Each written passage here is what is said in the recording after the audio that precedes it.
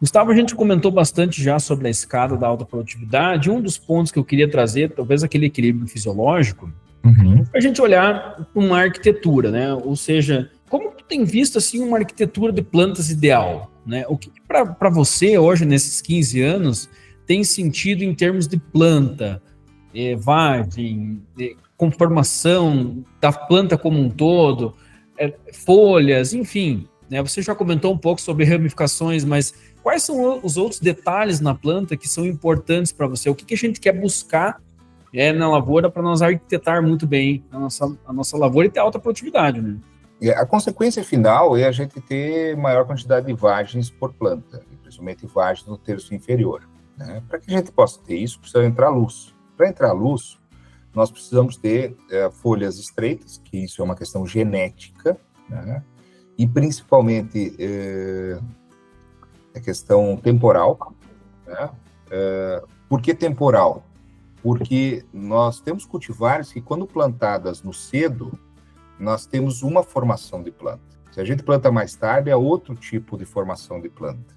Tem outros cultivares que, mesmo que tu plante no cedo ou no tarde, não muda essa arquitetura, né?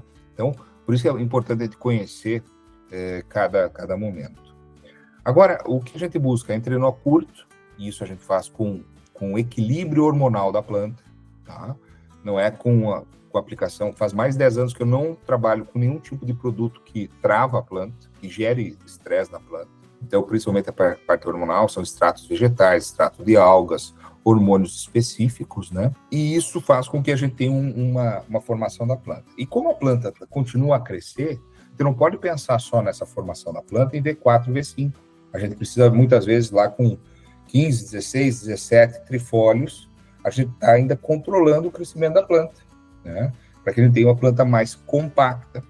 E outro fator, que se a gente não consegue uma planta compacta, a gente tem um desequilíbrio no solo, a gente precisa aumentar o espaçamento entre linhas daí. Então, nós temos que ir por um outro caminho. Então, não adianta a gente só pensar em redução de população. Então, o primeiro passo é escolher o material genético adequado a isso aí. Segundo, aumento de espaçamento. Terceiro, o uso desses bioestimulantes. Quarto, a redução de população. E quinto, por último, né, a questão do uso de substâncias travadoras, que vão travar. Então, a gente precisa ir por esse caminho.